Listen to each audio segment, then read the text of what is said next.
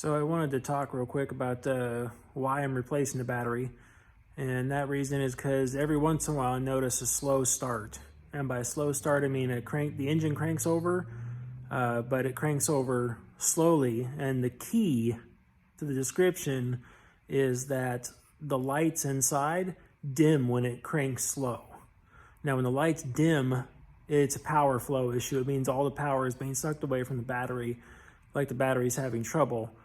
Another rule of thumb is I replace my batteries every 3 years. I've had this truck now for 3.5 years, and who knows how old the battery was before I bought it. So 3 years, replace the battery, it's due regardless. Someone asked me about the mass flow air sensor. They said, well, that can cause delayed start. So yeah, but the engine will crank just fine, even if a mass flow air sensor has a problem. In this case, the engine cranks fine, and every once in a while it cranks slow, and then when it does, the lights dim, and that's how I know I really need to replace the battery before I get stranded somewhere. Again, 3 years, replace the battery. All right, we're going to change out the battery on the 2018 Nissan Titan. Got the V8 with the towing package. Apparently that matters. Anyways, this is the factory battery. Nothing much going on here. First thing we're going to undo every time is we're going to disconnect the negative first. This one's labeled positive. Never disconnect the positive first, always disconnect the negative first. Then once that's disconnected, then we'll go ahead and disconnect the positive, and then we're going to remove the battery hold down clamps and pull the battery out. All right, some tools that we're going to need to start this job. Just right off the top there it looks like. First of all, gloves. Always wear some sort of thick gloves. You want to protect your hands against cuts and possibly any acid that might be on top of the battery. Safety glasses. Batteries are really nasty. They have a tendency to explode if they encounter a problem. So always safety glasses. You only have 2 eyes, take care of them. And it looks like everything on there can be undone with a 10mm wrench. I highly recommend using hand tools, not power tools, because you don't want to impact anything on the battery. And then last but not least, if you're like I am, take off anything metal that might be on your hands. You don't want to put anything conductive around the batteries when you disconnect stuff. Okay, we're gonna get this guy. We got that guy all loosened up. We'll go ahead and unscrew him.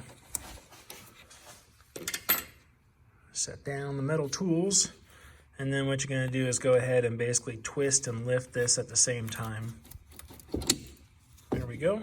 Now it's disconnected. We're going to pull this back off over here. We'll let it sit right back over there. And now we'll go ahead and start undoing this guy right here.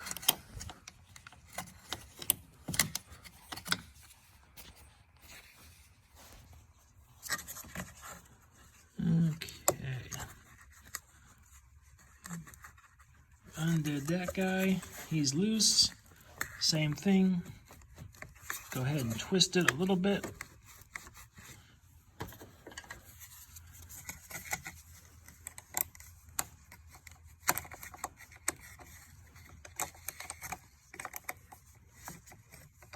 It's hard one-handed, huh?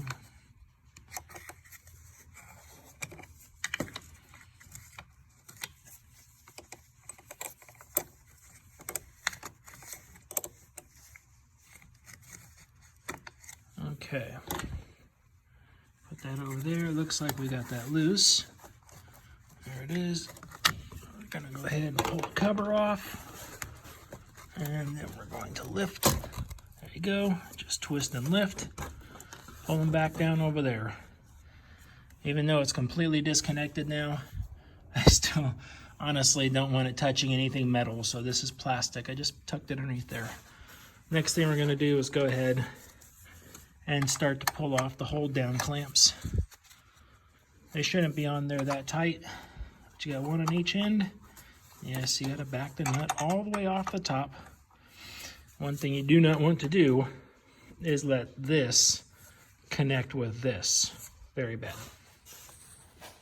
Okay, we've got the one nut off this side. pull the other one off here. Hopefully I don't drop it. We've all seen how that ends, right?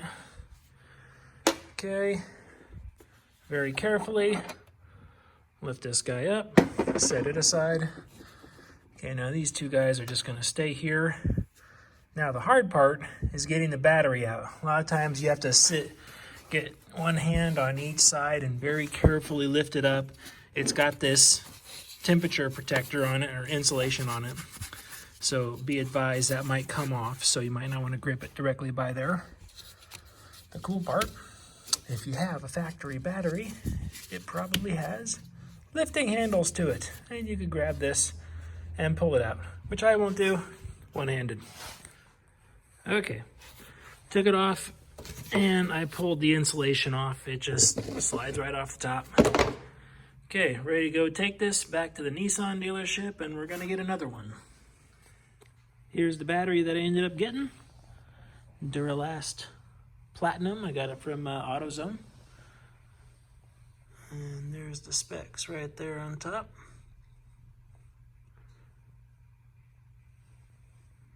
So I went to the dealership and they, turns out they didn't have the battery, but I still wanted to replace it. So I just went to AutoZone and got one.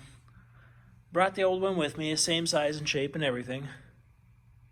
So let's go ahead and put that in. All right, battery installation, here we go. I went ahead and placed it in there the exact way it came out. Negative terminals right here, closest to the front of the truck, sorry. And the positives back here. One of the things that I always like to do when I install a battery is, see, it comes with this little plastic cover. Sometimes it comes with it on both, but mainly on the positive. That's so you don't accidentally ground it against something while you're working with it. So at this point, I'm gonna go through first and put back on the battery hold down, and I'll tighten that guy down real quick, and then I'll come back and they give me a little kit to install to prevent corrosion, and then I'll put the positive terminal back on. So let me go ahead and do that.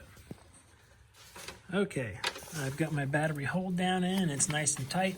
Battery's not going anywhere. First thing I'm gonna do is take the positive terminal and I'm gonna go ahead and push it down on top.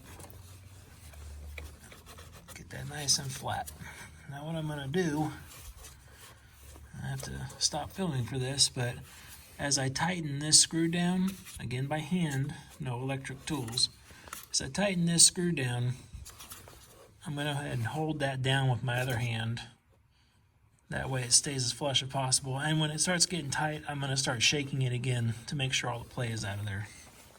Okay, I've got this guy on, and I've got the nut tightened down. Honestly, this is the hardest part of putting battery terminals back together, because the tendency is to over-tighten this little clamp right here. And you can get away with that once or twice, but then after that, you'll have to go back and replace this assembly and get new ones from the manufacturer or repair place, because it's now squished and can't be tightened anymore. So it's a fine line to walk between what's tight and too tight, but basically I run it down until everything stops moving, and then about another quarter turn tighter from there. Okay. And now we'll do the negative.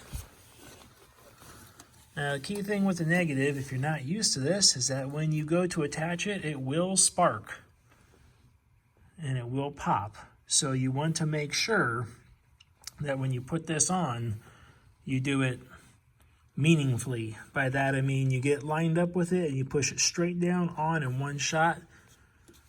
That way when it sparks, it's just doing that one piece here. If you start touching it and going, ooh, look, little sparks, you'll eventually start frying electronics on the inside of the car. Don't want to do that. So the key thing here is just make it quick. So if I do this one-handed.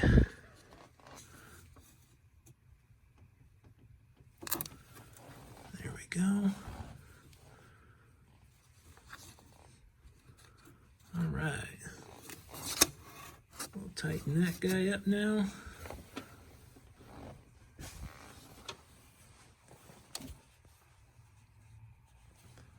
All right.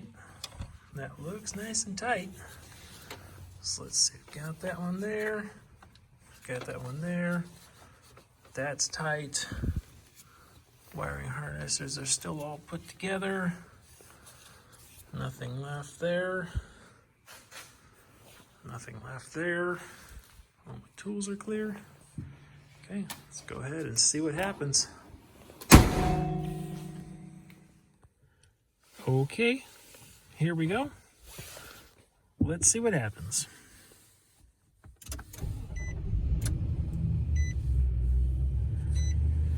Nice. Okay. And for all of you like me, remember, put your wedding ring back on.